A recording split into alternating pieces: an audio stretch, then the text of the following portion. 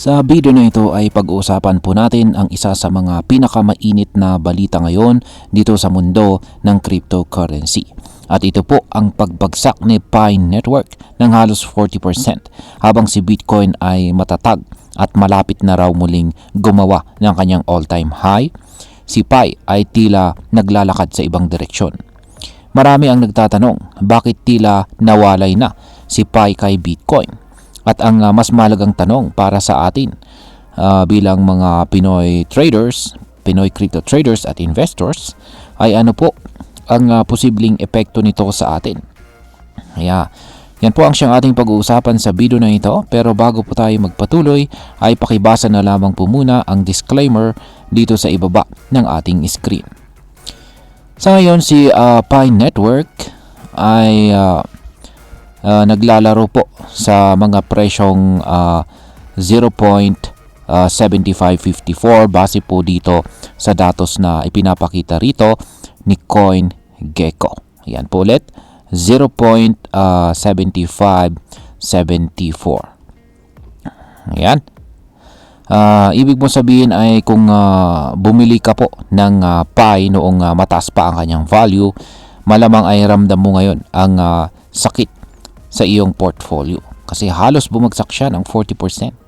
Isa po sa mga dahilan kung bakit bumagsak si Pi ay dahil humiwalay po siya kay Bitcoin. Yan, humiwalay siya kay Bitcoin. Sa mundo ng crypto, kadalasan kapag bullish si Bitcoin o tumataas po ang kanyang presyo, ay sumasabay din ang mga altcoins tulad ni Pi. Pero ngayon, nagpakita na ng negative correlation itong si Pi kay Bitcoin. Ibig sabihin, kabaligtaran na ang kanyang kilos. Kapag tumataas si Bitcoin, si Pi naman ay bumabagsak. At ito ay nakakabahala. Ngayon is, ano ba ang ibig sabihin ng decoupling ni Pi mula kay Bitcoin? Ayon po sa mga analyst, bumagsak ang correlation ni Pi kay Bitcoin sa negative 0.16. Kung hindi ka pa pamilyar, ang correlation ay isang sukatan kung gaano po kasabay kumikilos ang dalawang asset. Ang 1.0 ay perfect na sabay silang kumikilos, habang ang negative 1.0 ay ang kabaliktaran.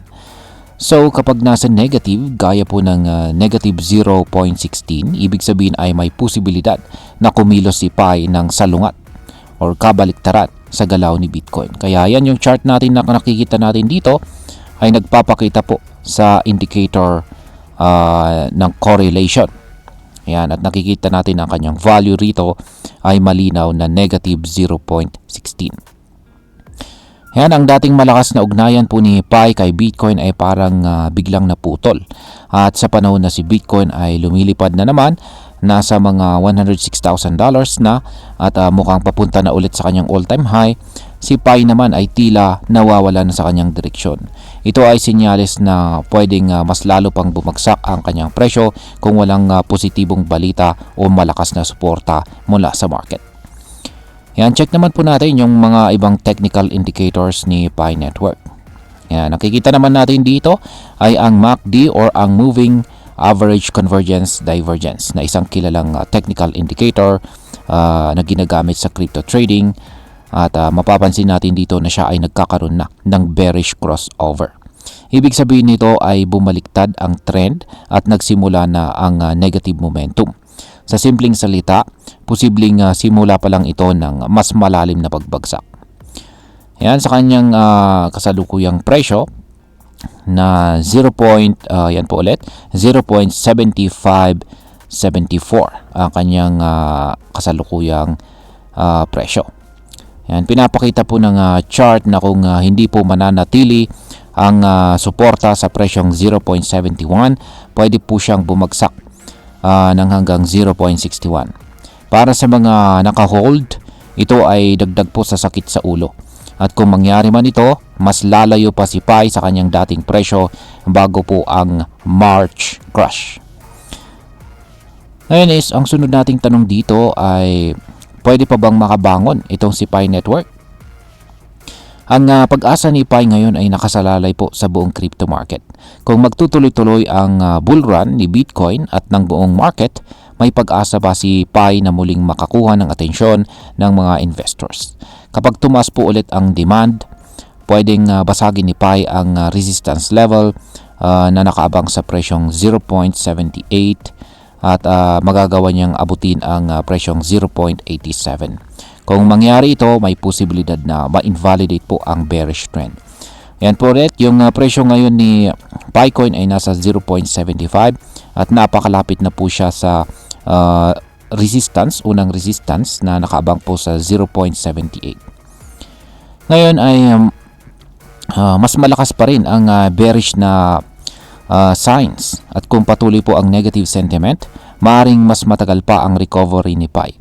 Ang pinakamabigat po rito ay ang kawalan ng tiyak na development sa loob ng Pi ecosystem. Lalo na't hindi pa open sa public trading sa maraming centralized exchanges ang native Pi token.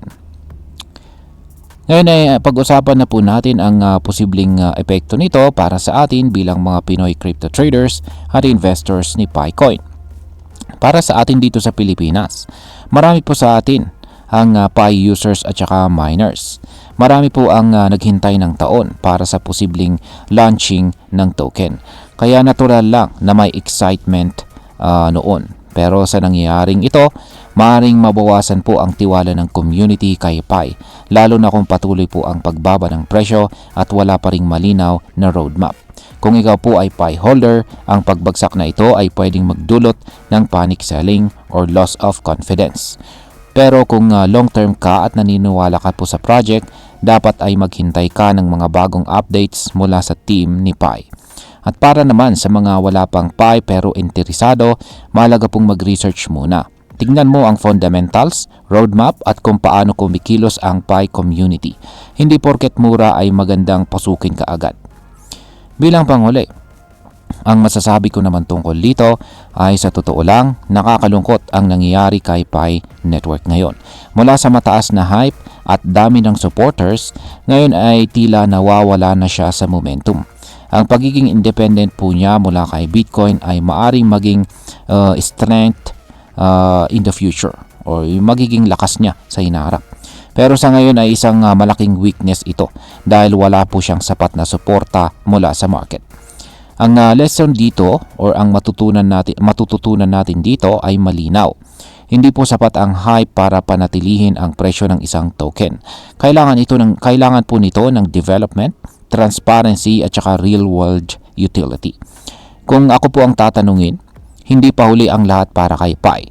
Pero kailangan po ng malinaw na plano mula sa team, malinaw na direksyon at saka mas malawak na adoption para makabalik siya sa laro.